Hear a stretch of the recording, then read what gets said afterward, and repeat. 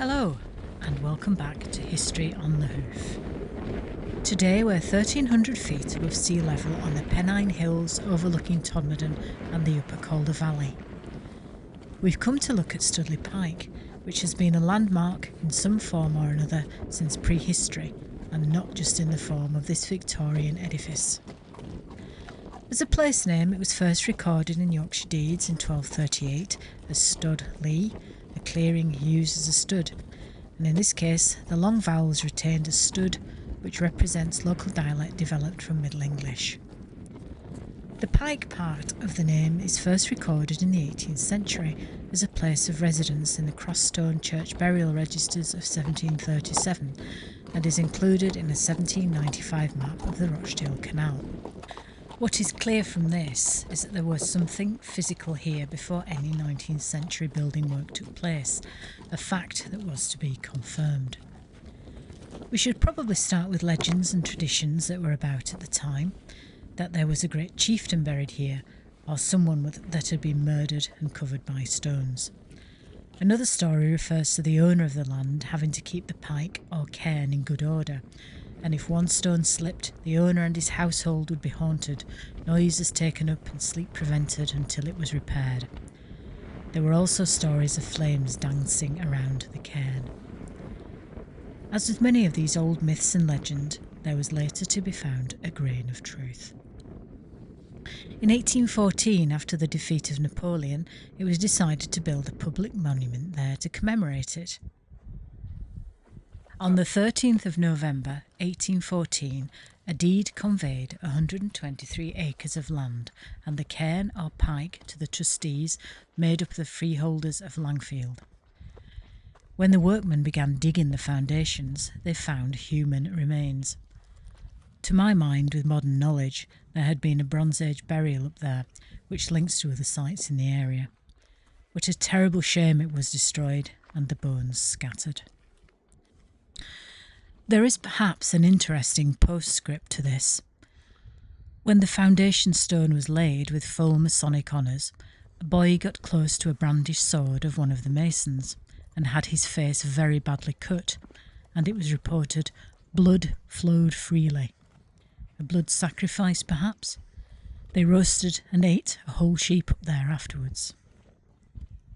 When it was complete, this second pike was about 37.5 feet high, square to 15 feet, and cylindrical above that, tapering to the top, a bit like a mill chimney, which was of course what the local blokes were used to building. There were between 150 and 156 steps, and a small room with a fireplace. I often wonder which poor soul would have the job of bringing fuel.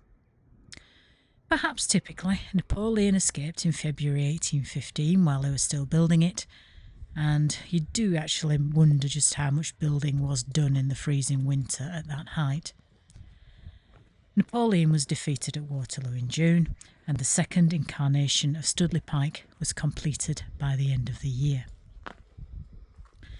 The monument was a popular visitor attraction, but exposed as it was on top of the hill, it was battered by the elements and by the 1850s was in a state of disrepair. This wasn't helped by being struck by lightning. Its end came on the 11th of February 1854 when a great rumble and thump heard by the neighbourhood announced its collapse.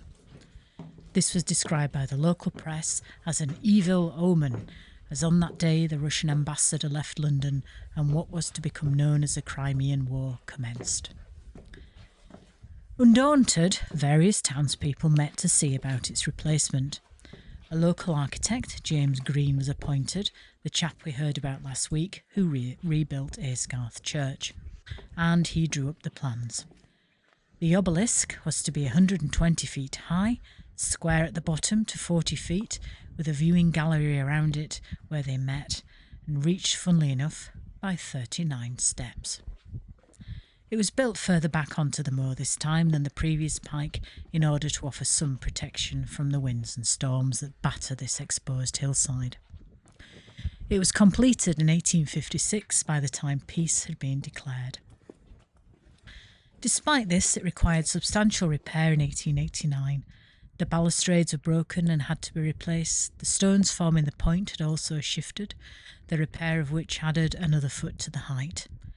A lightning conductor was also added, along with the inscription decorated with a Masonic hexagram or seal of Solomon.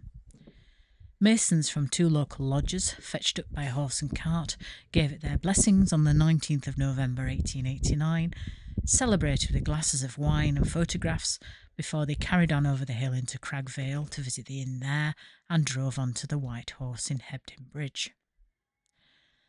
And so it stood 137 years on its hilltop, originally a prehistoric burial mound, then a pointed chimney celebrated with blood sacrifice and a roast sheep, and now this. If you're going up to take in the views, it's well worth it, but take a coat and wear good footwear. I hope you've enjoyed this episode of History on the Hoof, and look forward to talking to you again soon.